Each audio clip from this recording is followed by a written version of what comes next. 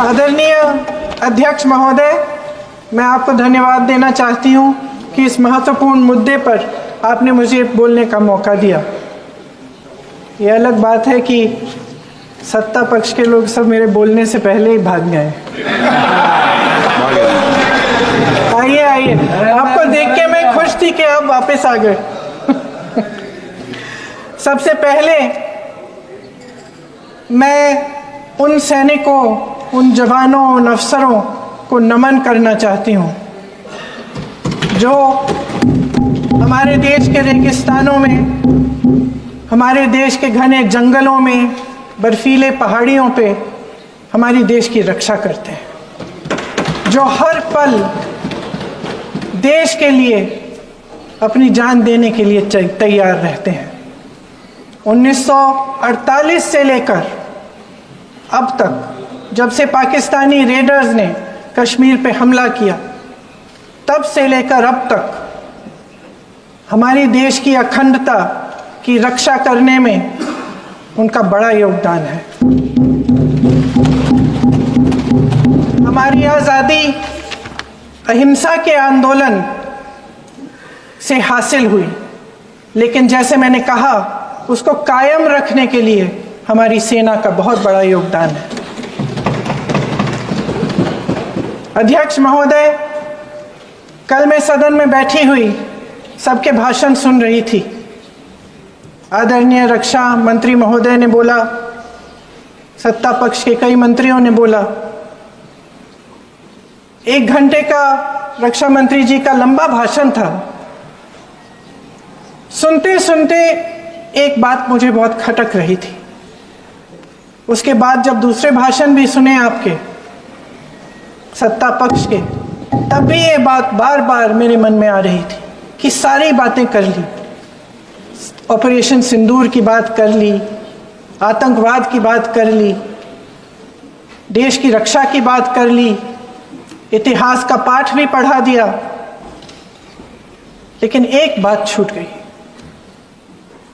उस दिन 22 अप्रैल 2025 को जब 26 देशवासियों को अपने परिवार के सदस्यों के सामने खुलेआम मारा गया, तो ये हमला कैसे हुआ, क्यों हुआ?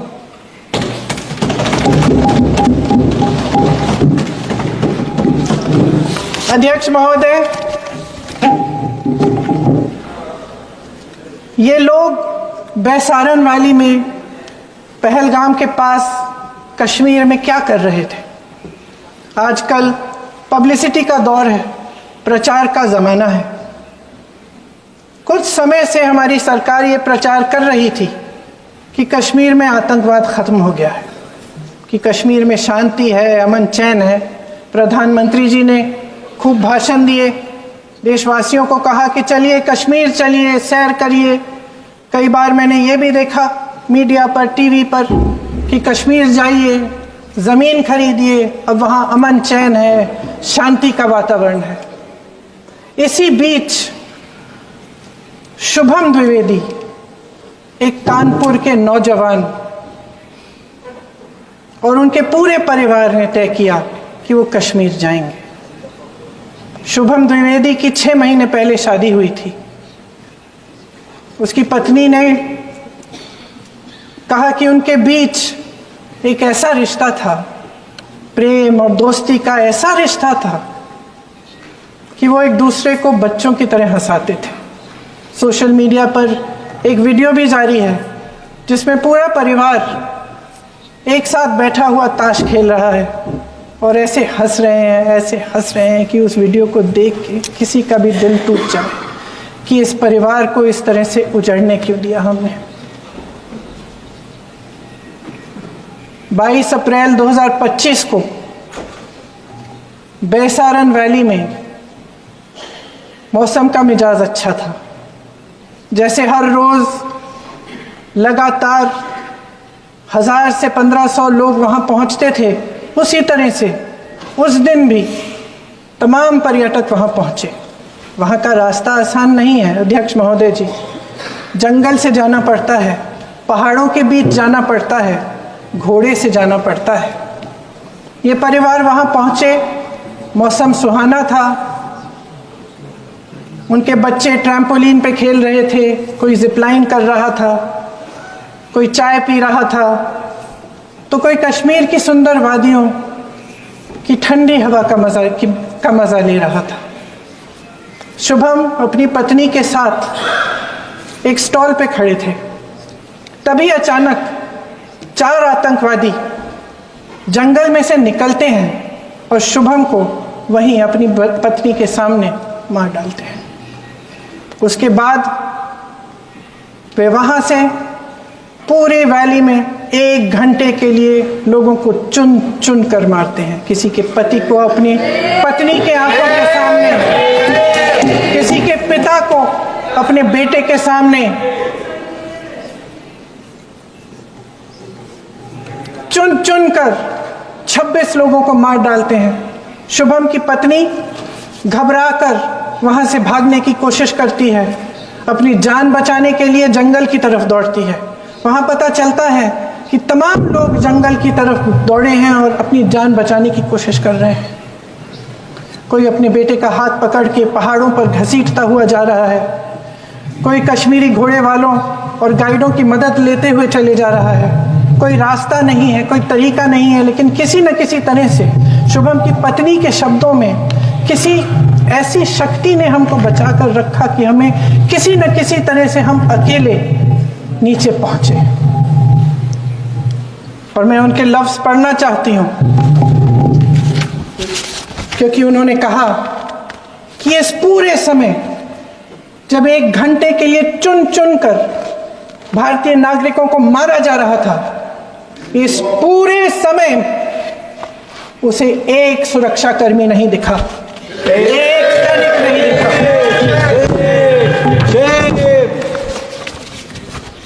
शुभम की पत्नी ने कहा, कोट, मैंने अपनी दुनिया को खत्म होते हुए देखा।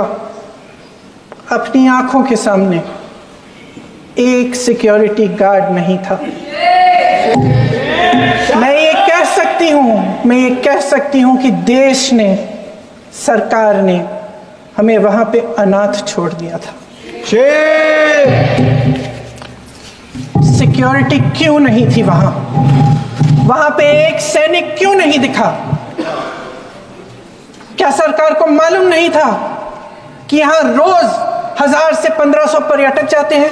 क्या सरकार को मालूम नहीं था कि यहाँ के पहुंचने के लिए जंगल के रास्ते से जाना पड़ता है? अगर कुछ हो जाएगा तो लोग वहां से निकल नहीं पाएंगे।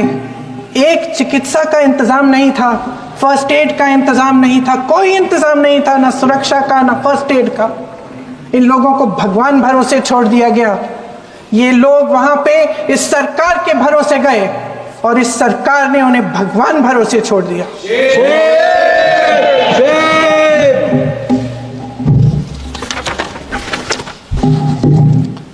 मैं पूछना चाहती हूं, ये किसकी जिम्मेदारी थी?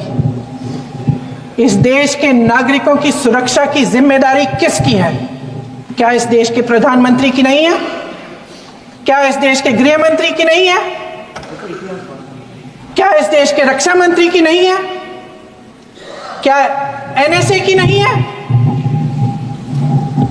अध्यक्ष महोदय, पहलगाम हमले से सिर्फ 2 हफ्ते पहले हमारे गृह मंत्री महोदय जी कश्मीर गए थे।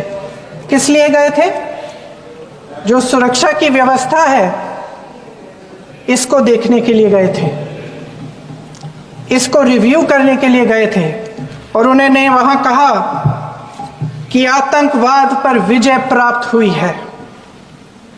ये 2 हफ्ते पहले है।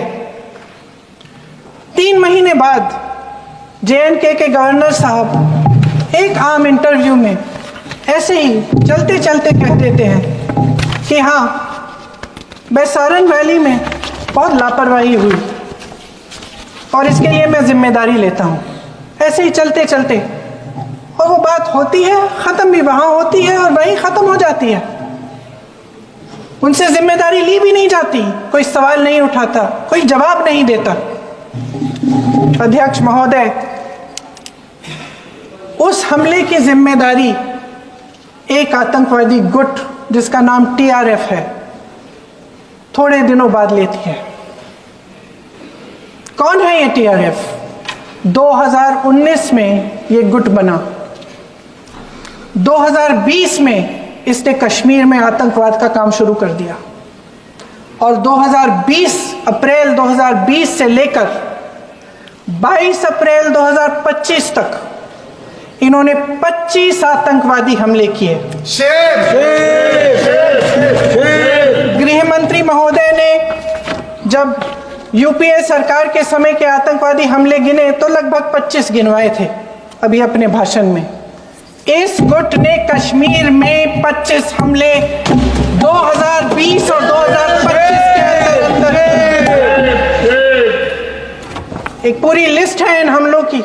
मेरे पास इतना समय नहीं है इसलिए मैं एक एक को नहीं पढ़ना चाहती, लेकिन मैं इतना कहूंगी कि इनमें रियासी का हमला भी था 2024 का, जिसमें 9 लोग मारे गए और 41 लोग घायल हुए। कुल मिलाकर 2020 से लेकर 22 अप्रैल 2025 तक TRF ने 41 सेना और सुरक्षा कर्मियों की हत्या की, 27 सिविलियन की हत्या की और 54 लोगों को घायल किया था।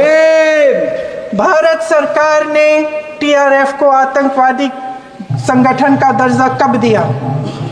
2020 में दिया, 2021 में दिया, 2022 में दिया, 2023 में दिया। 3 साल बाद, 3 सालों के लिए ये आतंकवादी गतिविधियां कर रहे हैं और आप इनको आतंकवादी संगठन तब कहते हैं 2023 में?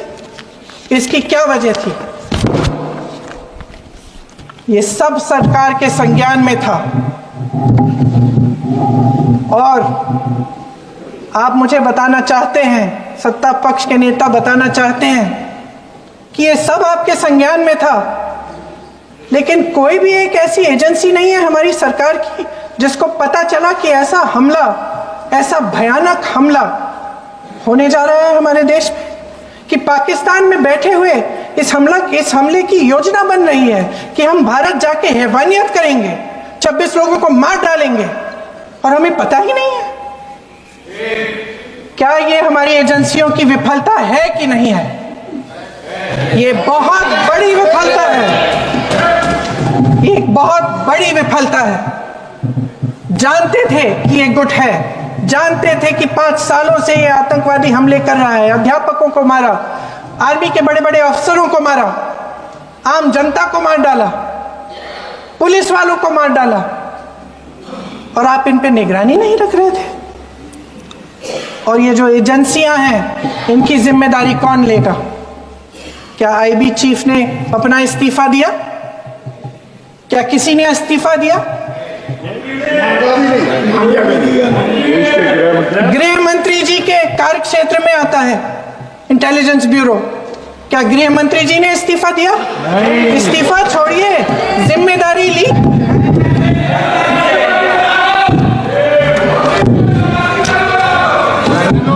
साहब देखिए, इतिहास की बात आप करिए, मैं वर्तमान की बात करना चाहती हूँ। आपको तो एक बहाना चाहिए, आपको तो एक बहाना चाहिए। पूरे परिवार का नाम गिनवा देते हैं। अरे अपनी जिम्मेदारी खुद लीजिए। 11 सालों के लिए तो सत्ता में आप हैं। नेहरू को छोड़ नहीं कल माननीय गौरव गोगोई जी ने अपने भाषण में पूछा गृह मंत्री जी से, क्या आपकी जिम्मेदारी नहीं थी? मैं देख रही थी।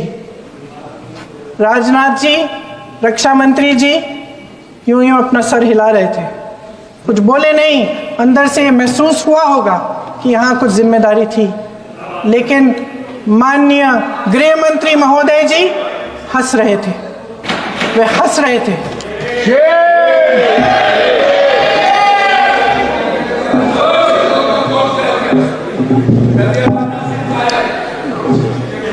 अध्यक्ष महोदय, कल सत्ता पक्ष और आज भी सत्ता पक्ष के नेताओं ने 2008 के मुंबई के हमलों का जिक्र किया, बार बार कहा कि मनमोहन सिंह जी की सरकार ने कुछ नहीं किया। ये तो जानकारी होगी ना कि उसी समय जब वो आतंकवादी हमला चल रहा था तभी उन आतंकवादियों को मार डाला था, एक बचा था और उसको भी फांसी दे दी थी 2012 में। महाराष्ट्र के मुख्यमंत्री ने इस्तीफा दिया। देश के गृह मंत्री ने जिम्मेदारी लेकर इस्तीफा दिया। एक जवाबदेही थी पब्लिक के प्रति, एक जवाबदेही थी इस देश की जनता के प्रति, इस देश की धरती के प्रति।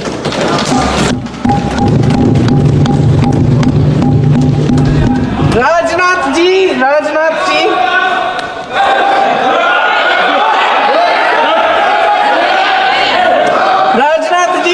तो पुलवामा, उरी और पठानकोट के समय गृह मंत्री रहे थे।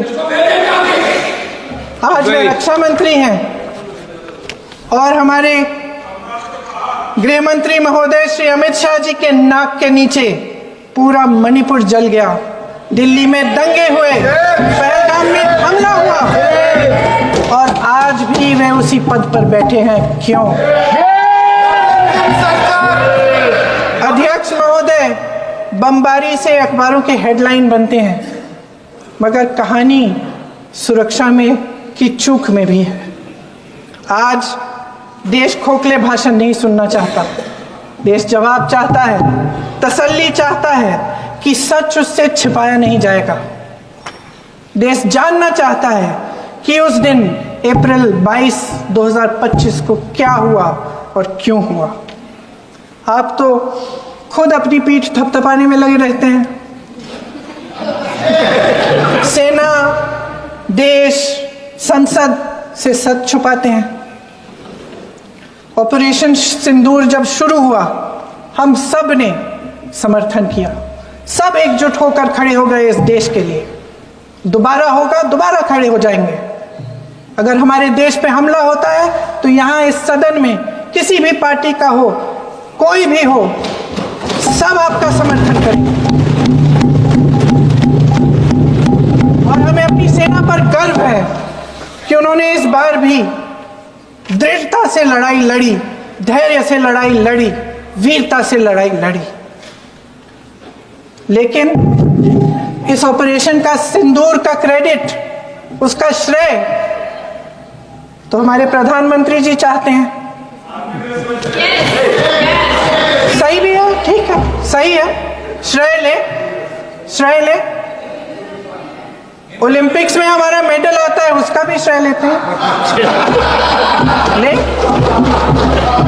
लेकिन सिर्फ श्रेय लेने से नहीं होता नेतृत्व, जिम्मेदारी भी लेनी पड़ती है।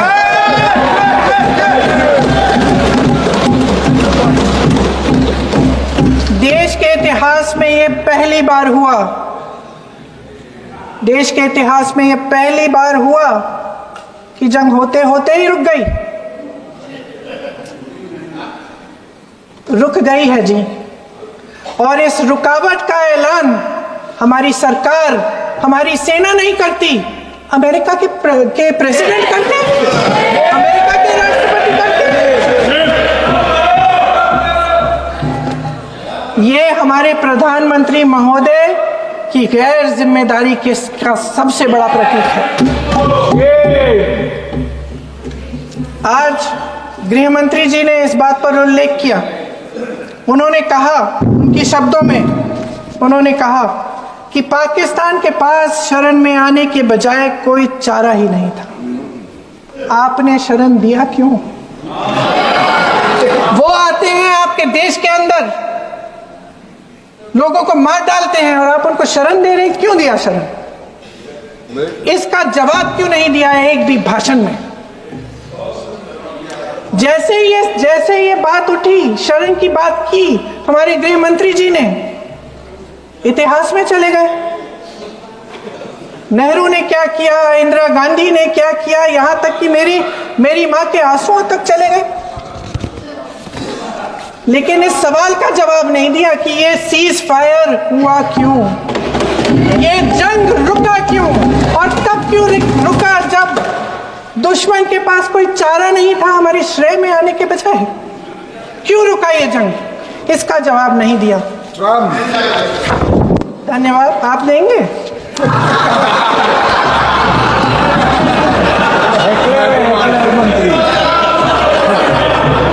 देना भाई देना, आपको टाइम मिलेगा तो। टाइम नहीं मिलेगा आपको शायद। वैसे महोदय, मेरी माँ की आंसू की बात किए, मैं इसका जवाब देना चाहती हूँ। मेरी माँ के आंसू तब गिरे जब उनके पति को आतंकवादियों ने शहीद किया, जब वे मात्र 44 साल की थी। और आज अगर मैं इस सदन में खड़ी हूं और उन 26 लोगों की बात कर रही हूं, मैं इसलिए कर रही हूं क्योंकि मैं उनका दर्द जानती हूं, महसूस करती हूं।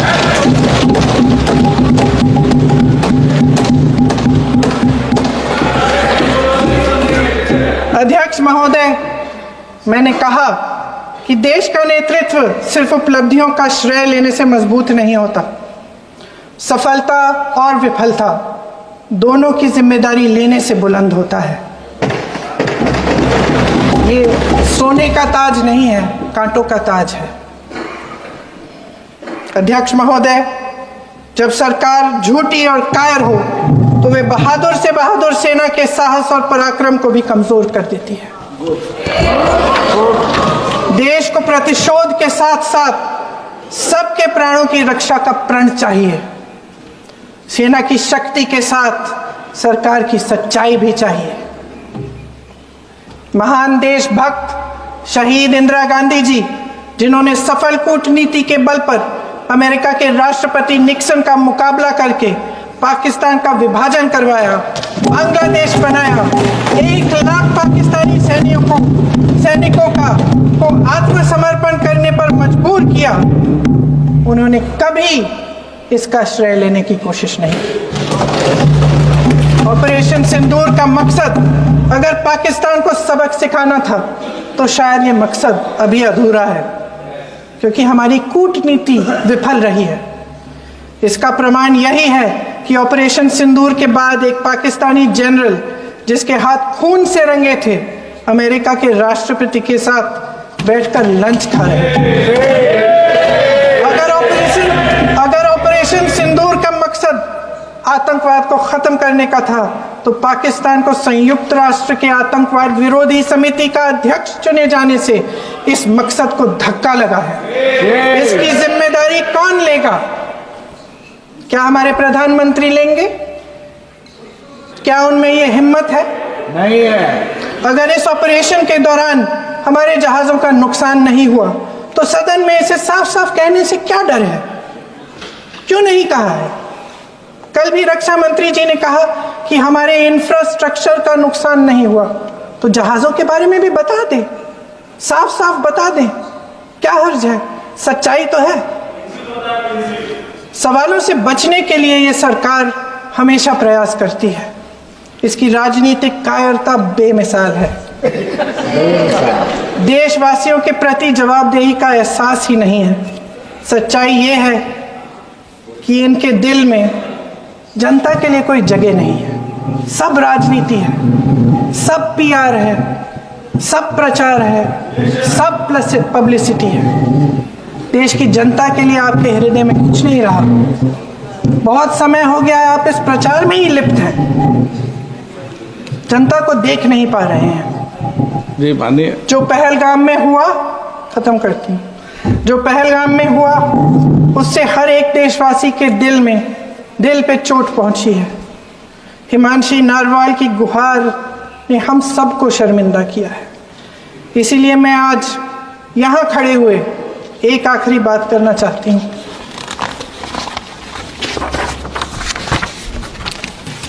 इस सदन में लगभग सभी के पास सुरक्षा है, सुरक्षा की व्यवस्था है। हम जहां भी जाते हैं हमारे साथ सुरक्षा कर्मी आते हैं। आपको भी मिल जाएगी, आप मंत्री बन जाएंगे, आपको भी मिल जाएगी। मैं मजाक की बात नहीं कर रही हूँ, थोड़ा सा धैर्य रखिए। उस दिन पहलगाम में 26 परिवार उजड़ गए। 26 लोगों को अपने परिवार के सदस्य के सामने मारा गया। 26 बेटे, पति, पिता गुजर गए। उनमें से 25 भारतीय थे। भारतीय थे।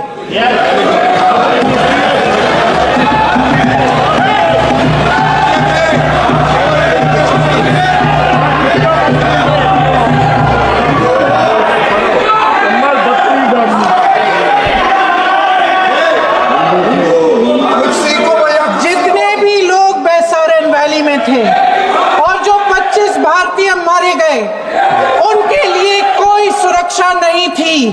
कोई सुरक्षा नहीं थी। आप कितने भी ऑपरेशन कर डालें, आप इस सच्चाई के पीछे छुप नहीं सकते, इसे नकार नहीं सकते। आपने उनको सुरक्षित नहीं किया। कोई शर्म नहीं है, कोई शर्म नहीं है, कोई शर्म नहीं है और ना कभी होगी। सुन लीजिए, सुबह भी मैं शिव मंत्र बोल के आई हूं। इनको क्या पता शिव मंत्र क्या है? शिव मंत्र इनका खत्म कर लो अपना भाषण। शिव मंत्र है। मैं एक बार उन 25 भारतीयों के मैं एक बार उन 25 भारतीयों के नाम इस सदन में पढ़ना चाहती हूं, ताकि यहां बैठे हर सदस्य को यह एहसास हो कि वे भी हमारी तरह इंसान थे। किसी राजनीतिक बिसात के मोहरे नहीं थे। वे भी इस देश के बेटे थे। वे भी इस देश के शहीद हैं। उनके परिजनों के प्रति हम सब की जवाबदेही बनती है। उन्हें सच्चाई जानने का हक है। समीर गुहा भारतीय, बिट्टन अधिकारी, मनीष रंजन, हेमंत सुहास जोशी, विनय नारवाल, सुशील नथनियल, अतुल श्रीकांत पुणे, सैयद आदिल हुसैन शाह, नीरज वानी, एन रामचंद्रन, संजय लक्ष्मण लेले, मानिए प्लीज। दिनेश अग्रवाल, दिलीप दिल से, प्रशांत कुमार सतपति, JS चंद्रमौली, अब आप बोलिए, अब आराम से। JS चंद्रमौली, यतीश परमार, S मधुसूदन राव, सदस्य नारेबाजी का सदन नहीं है। कैलाश कलाटिया, ये तरीका ठीक नहीं है।